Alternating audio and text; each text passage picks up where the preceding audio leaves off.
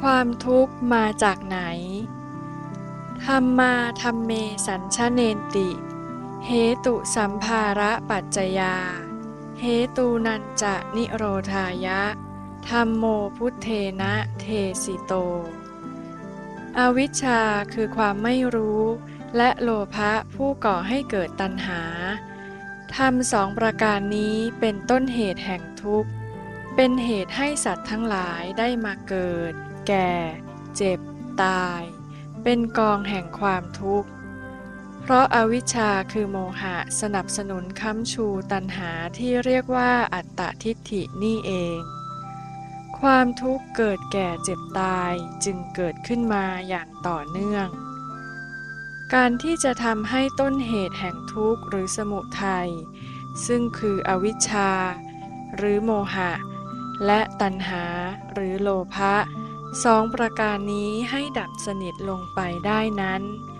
พระพุทธเจ้าทรงแสดงหลักการไว้ซึ่งก็คือสัมมาทิฏฐิและสัมมาสังกัปปะอันเป็นปัญญามรรคทั้งสองประการนี้นั่นเองการที่หมู่สัตว์กล่าวคือเทวดาและมนุษย์ได้ขันธ์ซึ่งคือกองแห่งทุกข์มาเกิดแก่เจ็บตายนี้เป็นเพราะอวิชชาหรือโมหะนี้เองเป็นตัวการใหญ่ซึ่งหมายถึงความไม่รู้ไม่เข้าใจในธรรมที่ถูกต้องกลับไปเข้าใจในสิ่งที่ผิดว่าถูกและเพราะตัณหาหรือโลภะอันได้แก่ธรรมที่ถูกต้องไม่อยากได้กลับไปอยากได้ธรรมที่ผิดธรรมสองประการนี้ทำหน้าที่เป็นหัวหน้าผู้นำของกิเลสอีก8ตัวจึงเป็นเหตุให้เกิดกองแห่งทุกข์ขึ้นมานั่นเองอวิชชา4ประการโดยมีโมหะเป็นหัวหน้าและตัณหา3ประการโดยมีอัตตทิฏฐิเป็นหัวหน้าภาษาไทยใหญ่ว่าธรรมจื้ออ่ำหู้ธรรมมีอ่ำหันซึ่งหมายถึงธรรมถูกต้องไม่รู้คืออวิชชาธรรมมีไม่เห็นคือทิฏฐิที่ว่าธรรมถูกต้องไม่รู้ก็คือไม่รู้ทุกข์ธรรมมีไม่เห็นก็คือไม่เห็นอนัตตาหรือไม่มีสัมมาทิฏฐิแต่เป็นสมุทัยปรุงแต่งให้เกิดกองแห่งความทุกข์คือเกิดแก่เจ็บตายขึ้นมา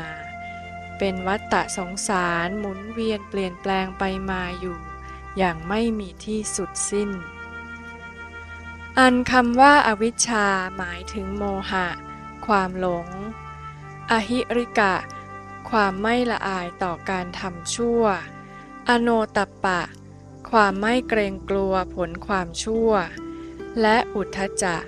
ความฟุ้งซ่านธรรมทั้ง4ประการนี้แหละที่เรียกว่าธรรมถูกต้องไม่รู้ความไม่รู้นี้เป็นความไม่รู้ไม่เข้าใจความจริงในเรื่องดังต่อไปนี้ 1. อนิจจาวิชชาความไม่เที่ยงไม่คงทนเป็นของจริงมีอยู่จริงแต่ไม่รู้ 2. ทุกขาวิชชาความทุกข์ลำบากอันใหญ่หลวงเป็นของจริงมีอยู่จริงแต่ไม่รู้ 3. อนัตตาวิชชาความไม่เที่ยงเป็นทุกข์นี้มิใช่ของเราบังคับไม่ได้เป็นของจริงมีอยู่จริงแต่ไม่รู้ 4. มัคคาวิชชามัคควิถีในการตัดอัตตาให้ขาดสะบั้นลงไปนั้นมีอยู่จริงแต่ไม่รู้ 5. สมุทัยวิชชาตัณหาหรืออัตตาอันเป็นสาเหตุแห่งทุกข์มีอยู่จริงแต่ไม่รู้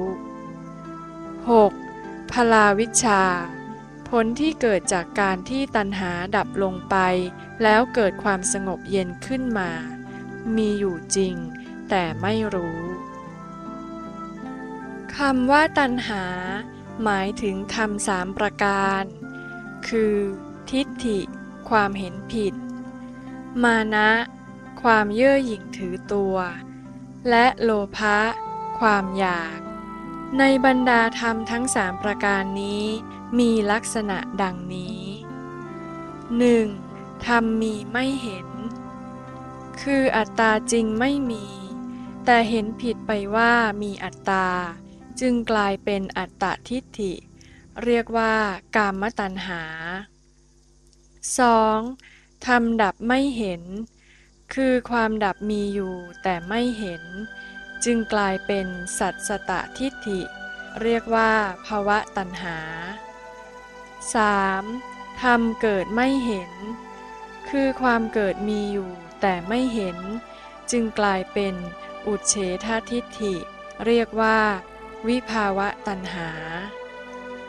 ตัณหานี้มีหลายประเภทนับจำนวนได้ตั้ง108อย่างซึ่งมีส่วนประกอบดังนี้คือตัณหา3คูณด้วยอารมณ์6เป็น18คูณด้วยการ3เป็น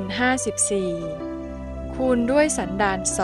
2คือสันดานทั้งภายในและภายนอกจึงรวมเป็นตัณหา108ประการบาลีว่าตัณหายติตะสตีติตัณหากล่าวคือได้ก็อยากไม่ได้ก็อยากอิติเพราะเป็นไปอยู่อย่างนี้จึงเรียกว่าตัณหา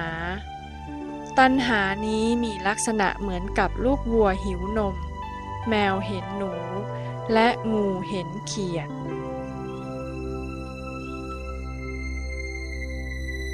Thank you.